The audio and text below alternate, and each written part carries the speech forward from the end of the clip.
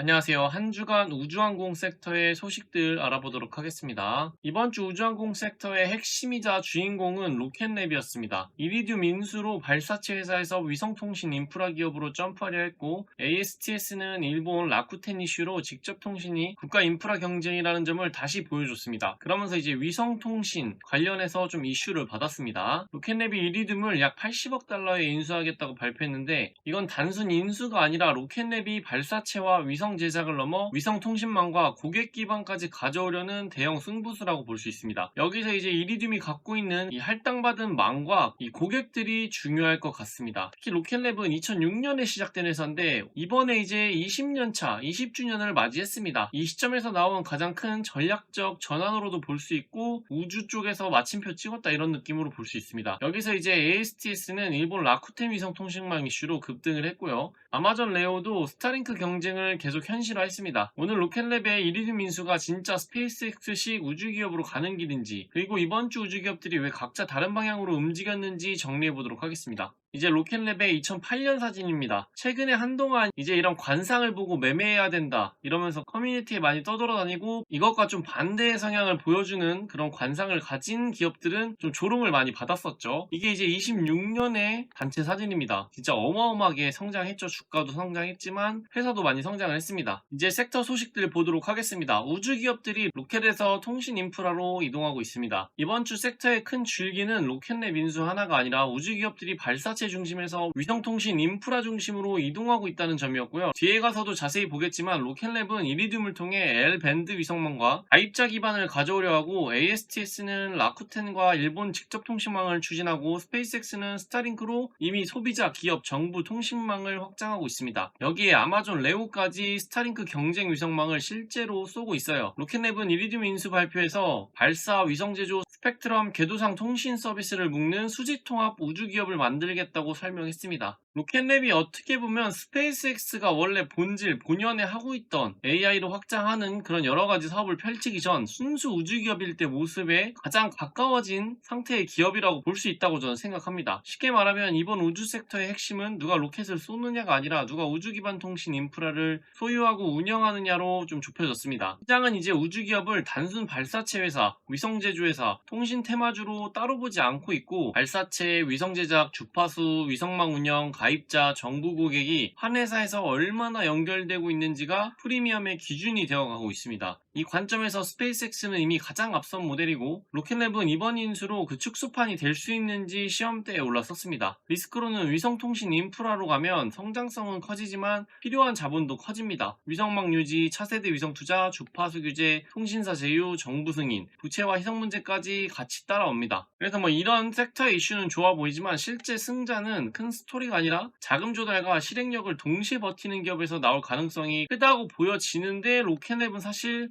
딱히 이렇게 걱정될 만한 수준이 아무것도 없다고 저는 생각합니다. 뭐 이제 인수 통합하고 자금 조달 더 하는 그런 과정에서 살짝 주가의 반응은 있을 수 있겠지만, 로켓랩 본질에 있어서 굉장히 마침표를 찍은 활용 정점이었던 그런 인수라고 저는 생각합니다. 뭐 그래서 주가도 되게 반응을 잘 해줬죠. 그날 아마 15% 이상 올랐던 걸로 기억하고 있습니다. 모니터링 해볼 거는 로켓랩의 인수자금 구조, ASTS 라쿠텐 합작법인의 구체화, 아마존 레오의 서비스 개시 일정, 스페이스X의 스타링크의 가입자 수와 수급, 그리고 각 기업의 위성망이 실제 매출과 현금 흐름으로 연결되는지 확인해야 합니다. 이제 다음 소식은 ASTS 관련 소식이자 이제 통신 인프라에 관련된 소식입니다. 이번 주 AST 스페이스 모바일이죠. 강하게 움직인 이유는 일본 라쿠텐 이슈입니다. 일본 정부가 라쿠텐 그룹의 위성 통신망 구축에 최대 1,480억엔, 약 9억 1,200만 달러를 지원할 예정이라고 합니다. 라쿠텐은 AST 스페이스 모바일과 이 프로젝트를 위한 합작법인 설립을 논의 중이고, 일본은 스타링크 같은 해외 저궤도 위성 통신 서비스 의존도를 줄이고 경제 안보를 강화하려는 목적을 갖고 있다고 해요. 이 뉴스가 중요했던 이유는 직접 통신이 더 이상 휴대폰이 위성에 붙는다는 기술 테마만이 아니라, 일본처럼 지진과 재난 리스크가 큰 국가에서는 기지국이 끊겼을 때도 스마트폰 연결을 유지하는 통신망이 국가 인프라가 될 수 있다는 것을 보여줬고요. 라쿠텐 모바일은 24년부터 AST 스페이스 모바일과 26년 이 모바일 서비스를 목표로 한다고 공식 밝혀왔습니다. 쉽게 말하면 ASTS는 이번 주 우주 테마주가 아니라 국가가 돈을 붙이는 통신 인프라업으로 다시 주목받은 겁니다. 예전부터 이거 말 나와서 막 좀 상승 재료로 쓰였는데, 다시 한번 뉴스가 나오면서 그거에 이제 가능했죠. 우주 섹터가 좀 좋았던 것도 있고요. 그럼에도 이제 고점 대비 많이 떨어져 있는 상태라 아직 좀 갈 길은 많이 남았습니다. 이 뉴스는 ASTS만의 뉴스는 아닙니다. 위성통신 시장이 소비자 인터넷, 재난통신, 국방, 경제안보가 섞인 시장으로 커지고 있다라는 뜻이고, 이게 이제 전체 시장 규모가 엄청 높습니다.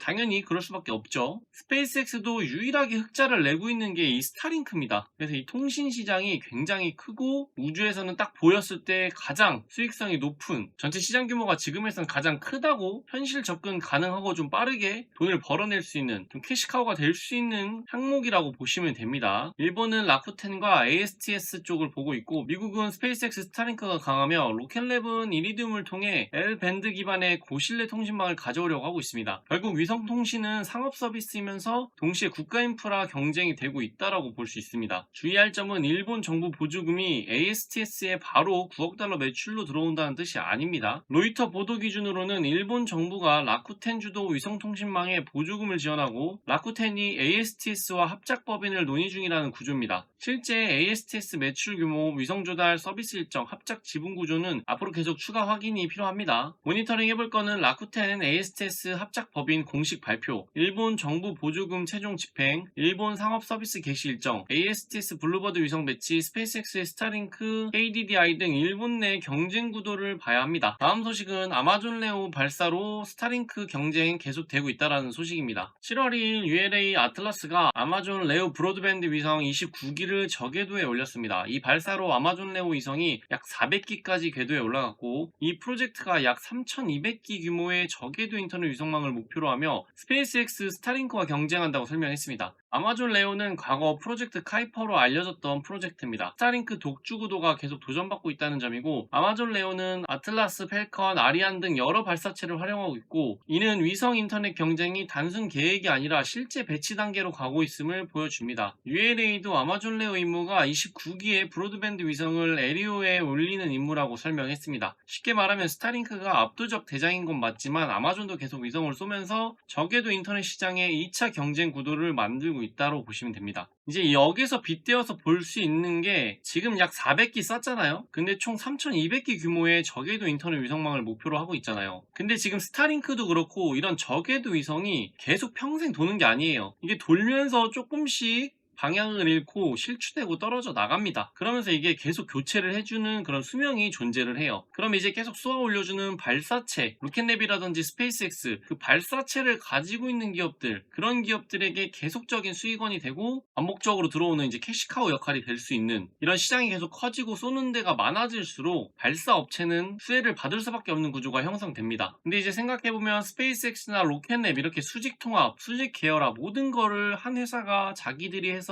자기들이 쏴서 올리는 그런 회사가 되면은 그게 엄청난 혜자고 프리미엄이라 이런 기업이 장기적으로 좋을 수밖에 없다라고 저는 생각하고 있습니다. 시사점으로는 위성통신 시장은 한 회사가 끝내는 시장이 아니라 국가 대기업, 우주기업이 각자 다른 방식으로 들어오는 시장이 되고 있습니다. 스페이스X는 규모와 속도에서 앞서고 있고, 아마존은 자본력과 유통, 클라우드 생태계가 있으며, 로켓랩은 이리듐으로 고신뢰 L밴드 통신망을 가져오려 하고, ASTS는 기존 스마트폰 직접 연결을 노리고 있습니다. 투자자는 이제 위성통신이라는 한 단어에서도 각 기업의 기술, 고객, 주파수, 서비스 모델이 다르다는 것을 구분하고 투자를 해야 될 것 같습니다. 리스크로는 스타링크 경쟁이 커진다는 건 스페이스X에는 장기 경쟁 리스크이고, 동시에 다른 플레이어에게도 막대한 자본 지출 압박이 됩니다. 아마존 레오가 실제 서비스 품질, 가격, 고객 확보에서 얼마나 빠르게 올라오는지 아직 확인이 필요합니다. 모니터링 해볼 거는 아마존 레오 서비스 개시 일정, 추가 발사 속도, 스타링크와의 가격 경쟁, 여러 기업들의 발사 물량, 그리고 위성 인터넷 시장에서 정부, 기업 고객이 어느 망을 선택하는지를 모니터링 해봐야 될 것 같습니다. 다음 이슈는 이번 주 우주주는 한 방향이 아니라 기업별 모델 재평가였다라고 보고 있습니다. 우주 섹터 반등이 단순히 다 같이 올랐다가 아니라 로켓랩은 이리듐 인수로 수직 통합 프리미엄을 받았고, ASTS는 라쿠텐 일본 정부 이슈로 직접 통신 기대가 붙었습니다. 스페이스X는 나스닥 100 편입 예정으로 수급 기대가 남아있고,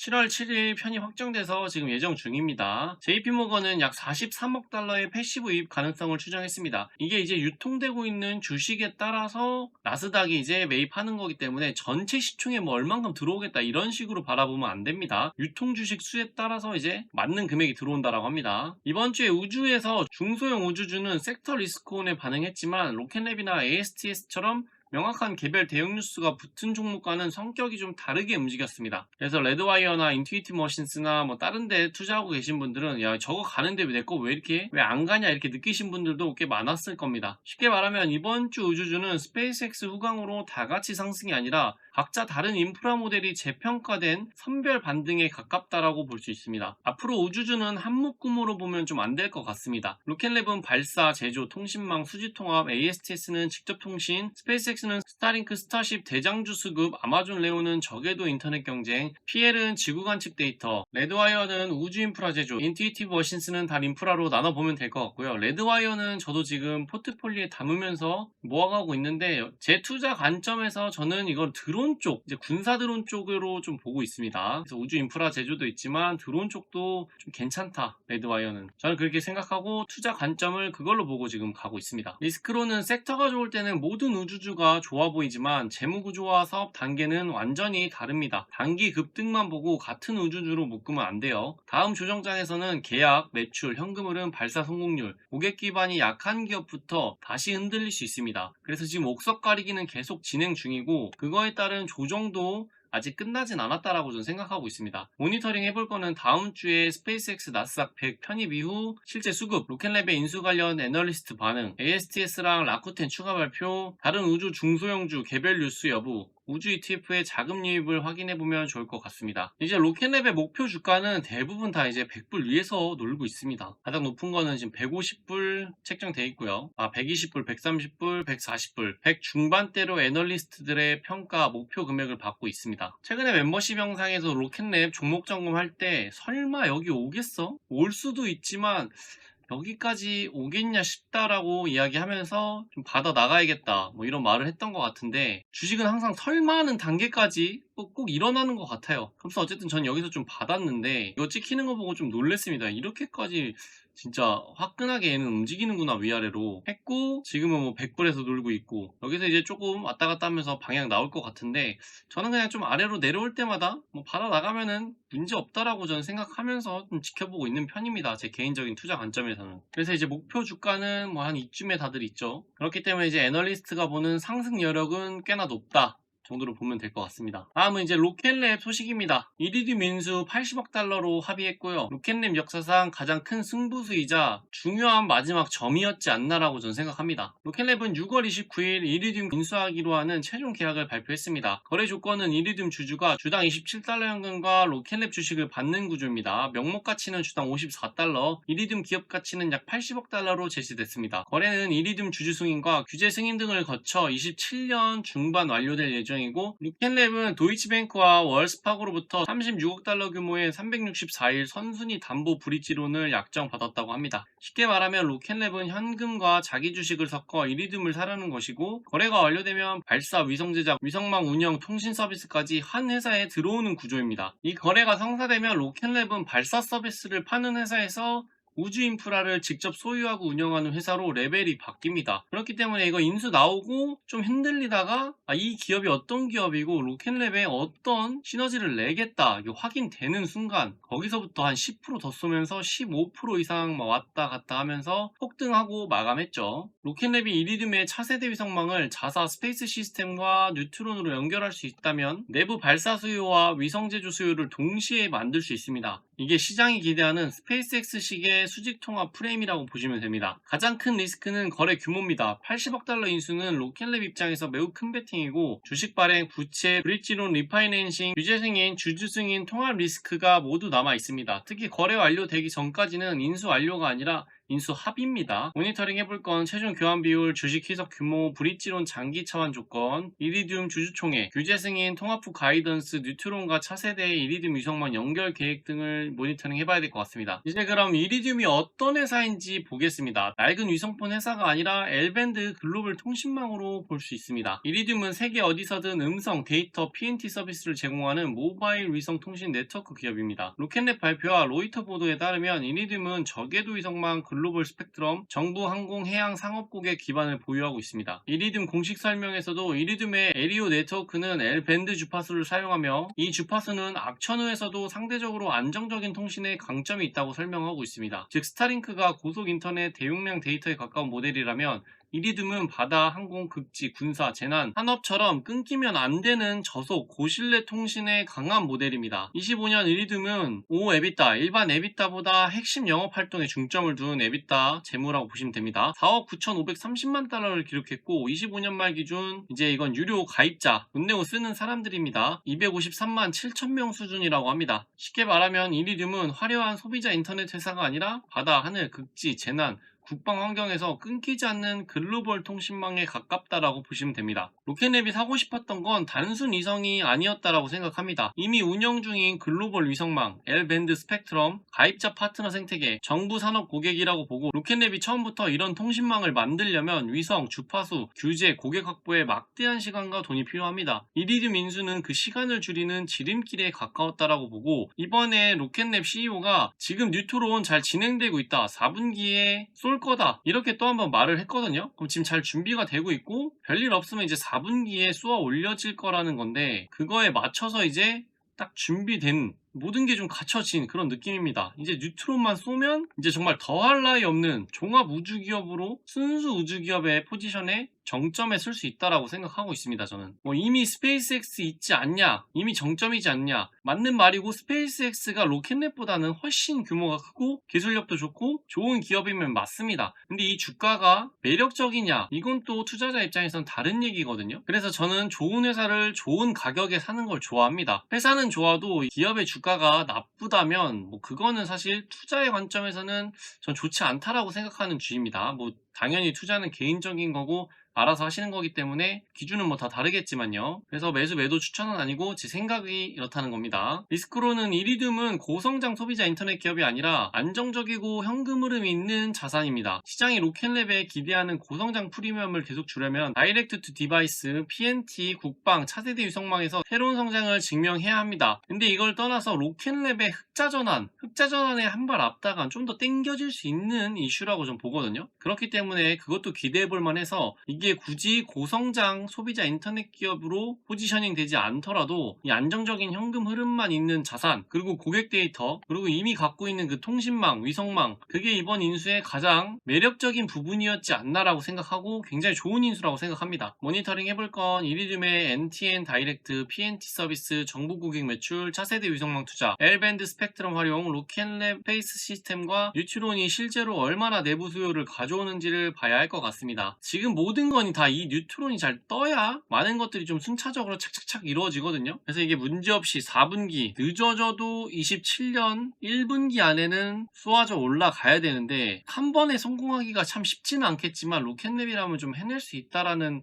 개인적으로는 그런 기대를 품고 있는데 실패하거나 밀리거나 이러면 주가에 한 번의 충격은 생각하고 있어야 된다라고 저는 생각합니다. 그때가 이제 기회가 될지 위기가 될지는 그때 가봐야 알겠지만요. 그리고 이제 로켓랩의 20주년이었습니다. 로켓랩 트위터에 이제 20주년 축하하고 어떻게 발전해왔는지에 대한 이런 사진, 진짜 이렇게 아무것도 없었던 허허벌판에 지금은 이렇게 로켓이 쏘아져 올라갈 수 있는 20년이 길다면 길고 짧다면 짧지만 이런 변화를 가져다 놓고 지금 여기서 엄청나게 많은 로켓들이 계속 쏘아져 올라가고 있죠. 회사는 2006년 설립 이후 일렉트론을 반복 발사체로 만들었고 위성 제작, 부품, 우주선 영역으로 확장했으며 현재 뉴트론 중형 발사체를 개발 중입니다. 로켓랩은 현재 홈페이지에서 일렉트론으로 261개 위성을 발사했고 로켓랩 기술이 탑재된 위성이 1700개 이상 궤도에 있다고 설명합니다. 최근 흐름도 이 방향을 뒷받침합니다. 6월 26일 로켓랩은 일본 신스펙티브의 위성을 일렉트론으로 발사했습니다. 이게 제일 최근이고 이제 오늘인가 어저께 원래 로켓 하나가 더 쏘아져 올라갔어야 되는데 날씨가 안 좋아서 지금 뒤로 밀렸습니다. 그래서 이게 가장 최근 발사고 나사의 발사도 있었고 이미 발사는 너무나 많습니다. 그리고 26년 성공률 100%를 자랑하고 있습니다. 쏘아 올려서 한 번도 실패해보지 않았어요. 쉽게 말하면 로켓랩이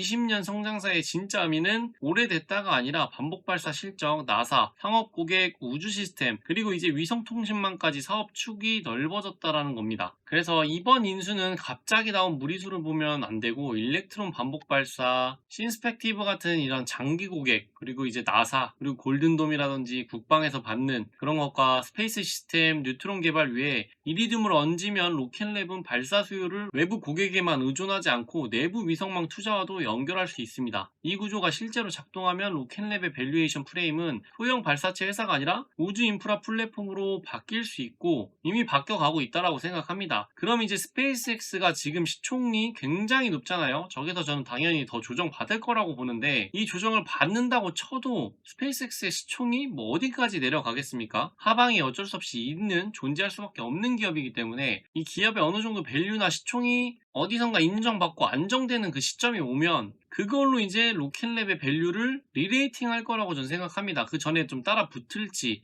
뭐 조정받고 따라 붙을지는 모르겠지만 따라 붙는 와중에도 이제 이런 것들이 안정되고 로켓랩 개별 소식들 나오고 바라보는 시선이 바뀐다면 뉴트론 성공한다는 가정이에요. 하면 이제 지금 로켓랩과 스페이스X가 엄청나게 벌어진 그 시총 차이, 밸류에이션 차이가 어느 정도 이제 갭이 더 메꿔질 거라고 저는 보고 있습니다. 투자 포인트로 잡고 있는 것 중에 하나입니다. 다만 뉴트론은 아직 상업 운영 전이고 이리듐 거래도 아직 완료 전입니다. 즉 투자자는 완성된 그림이 아니라 완성 가능성에 프리미엄을 주고 있는 거예요. 이 프리미엄은 뉴트론 일정 지연, 인수 승인 지연, 자금 조달 부담이라든지 스페이스 시스템 마진 부진이 나오면 빠르게 흔들릴 수 있습니다. 근데 지금 27년, 28년 정부에서 미는 나라에서 지금 달 탐사라든지 달 선점, 미국이랑 중국이랑 우주 패권 다툼으로 인해서 계속된 자금이 흘러 들어갈 거예요. 그래서 여기서 이제 하방을 방어해주는 섹터 자체의 모멘텀, 이런 이슈는 1, 2년 더 지속되기 때문에 그 안에 이런 리스크를 딛고 빨리 뉴트론 띄워서 이걸 상업화를 딱 지키고 뭔가 딱 규격을 잡아놔야 이게 지나간 다음에도 개별적으로 이제 우주 섹터들이 계속 높은 프리미엄을 받을 수 있는 그런 구조로 안착할 수 있다고 생각하고 있습니다. 모니터링 해볼 거는 뉴트론의 첫 비행 일정, 뉴트론이 이리듐 차세대 위성망 발사 수요를 가져올 수 있는지, 스페이스 시스템 매출, 마진, 이제 이런 후속 임무 수행과 발사, 그리고 이리듐 인수 후 통합 로드맵을 봐야 될 것 같습니다. 이거는 이번 실적 발표 때 나오지 않을까 싶어요. 자세하게는 안 나오더라도 앞으로 우리가 이리듐 인수를 통해서 어떻게 통합해 나가고 그 통합으로 인해서 어떤 시너지를 얻을 것이며 그걸 어떻게 매출과 이익으로 뽑을 건지에 대한 뭐 그런 청사진이라든지